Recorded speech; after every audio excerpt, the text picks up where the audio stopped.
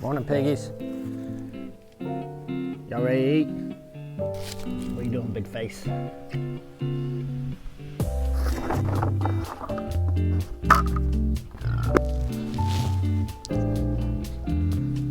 Oh, move your big head. Scraping the bottom of the barrel, literally.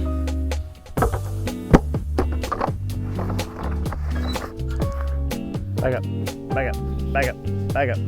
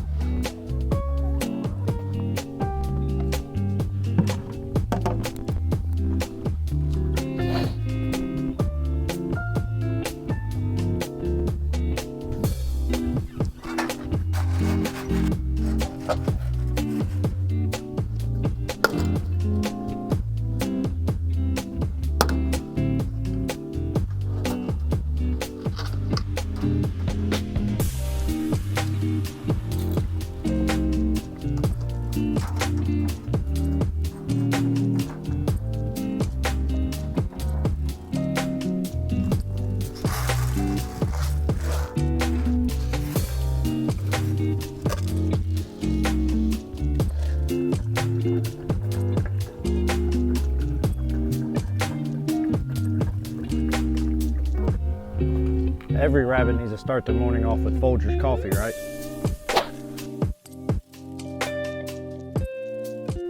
Hey, what's up, y'all? Staying here from Rocky Creek. Welcome back. We just knocked out all the farm chores, and as you can see, everybody's doing fine. Now, one thing you did maybe notice was that the chickens were back to their enclosure because unfortunately, we did end up having, the hawk came back about right at 2 weeks from when I shared with you the fishing line situation. But on a good note this time was we did not lose the chicken that got attacked. The chicken that we have that has honestly been the best mother hen that we've ever had. My daughter refers to her as Spotty. She's the speckled black and white one. She actually got attacked, of course, as soon as I left the house. I was gone for about 10 minutes. Wife called me and told me that the hawk had struck again.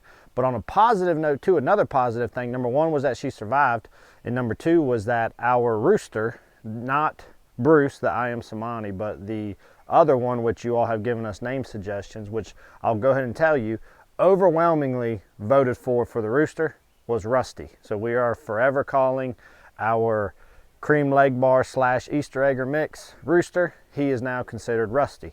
And to Rusty's credit, he actually tried to fight the hawk.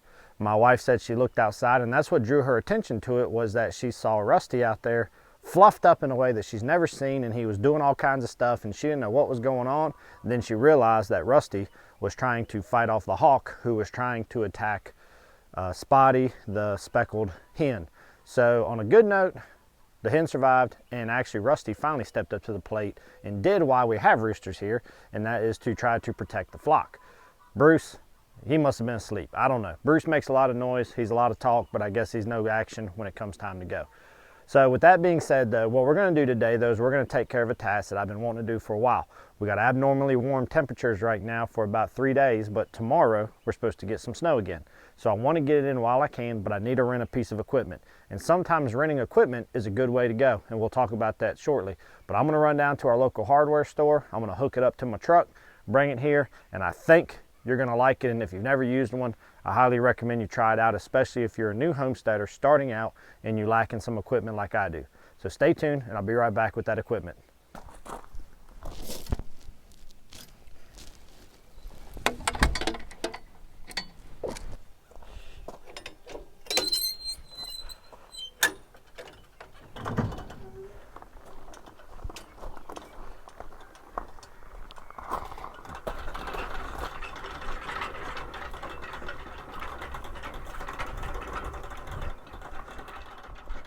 This is called the Groundhog HD99, and essentially it's a towable, hydraulic driven post hole digger. And it's a huge game changer because when I did Mater's pen here initially, I used one of those one person standard run of the mill augers that you hold on to, and it took me about 10 hours to do his little pen here. And it beat me half to death.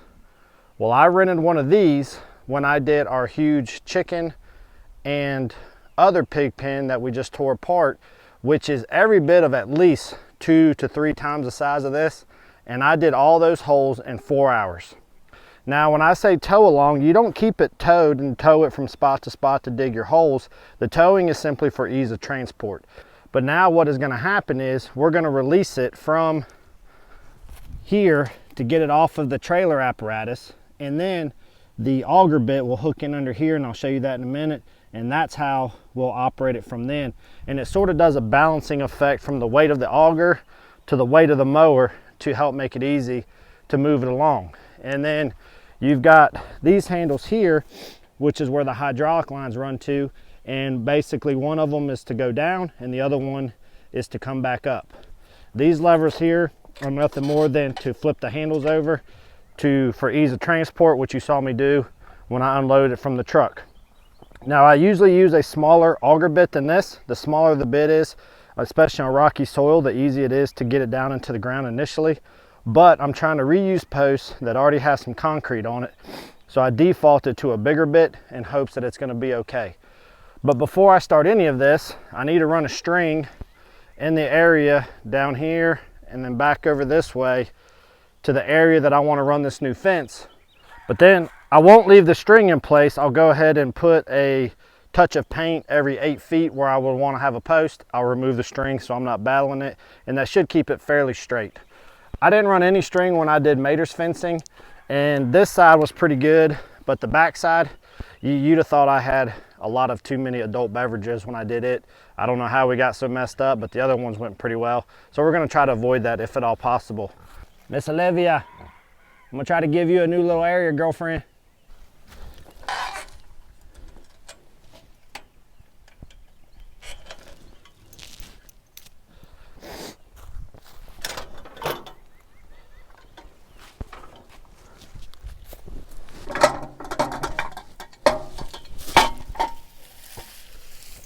So you can see how easy that towable hook part comes off.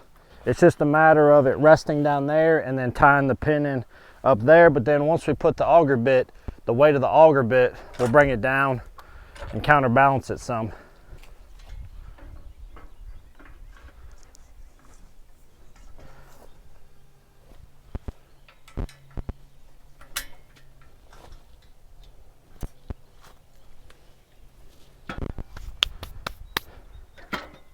That's as simple as it is to get it hooked up to where it's ready to go. Then it's just a matter of firing it up and going from there. But I'm gonna slide this out the way. We're gonna start running that string. Now, I found when running these strings, using like a threaded rod works really well because it's stiff, and with the grooves here, it helps your string hold on pretty good. And we're not looking to get it perfect, but we're looking to just at least have a semi-straight line. My biggest problem is gonna be this ground is so rocky, which is why I need all the help I can get with an auger that we could be in it for the long haul. But we just gotta get these in enough hold the string right now.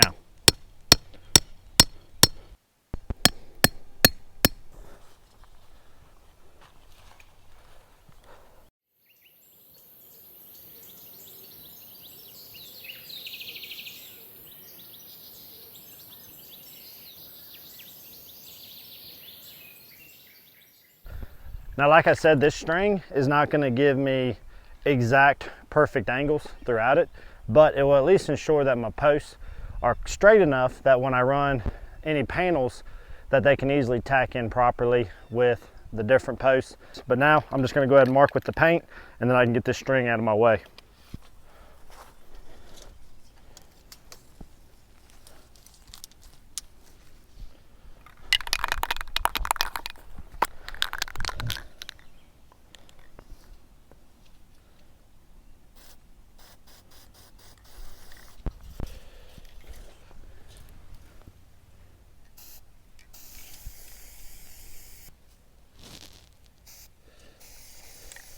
So now it's just a matter of getting this bad boy fired up, and fingers crossed that it'll work through this super rocky ground pretty well.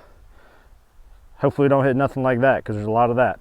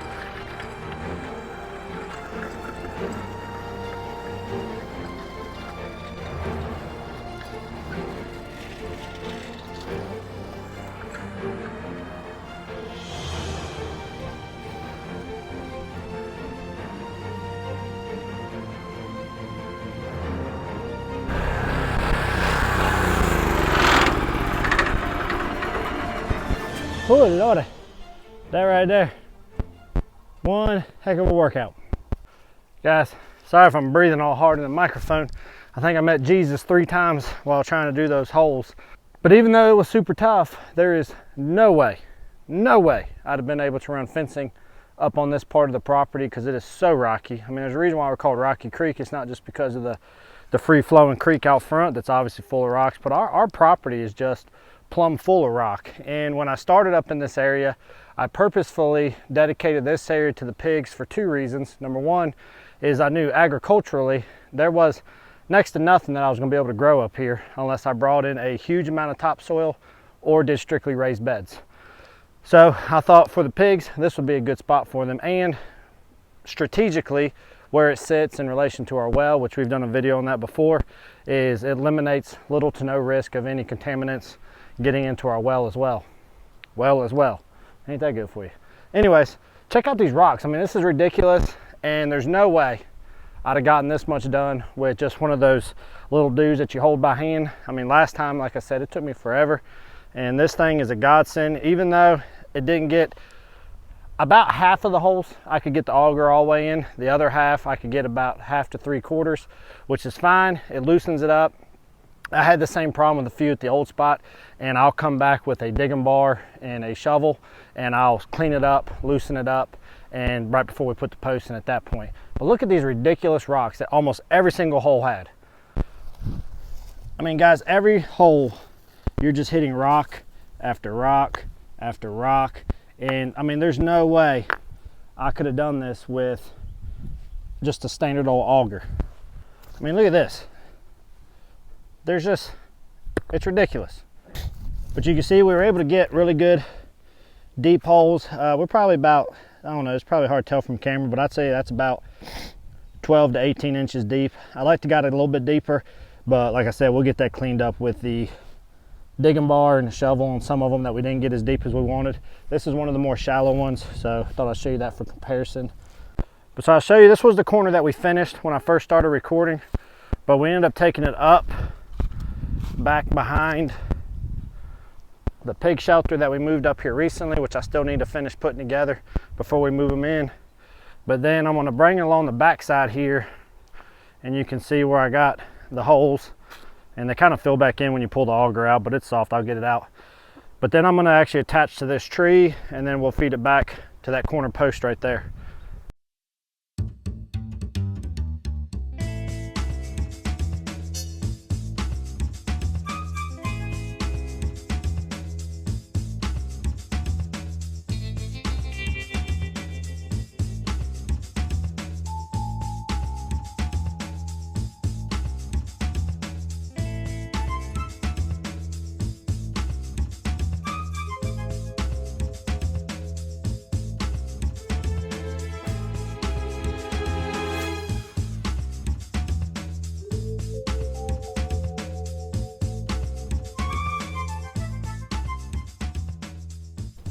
And just like that, it's ready to hook up to a trailer and go on back to the store.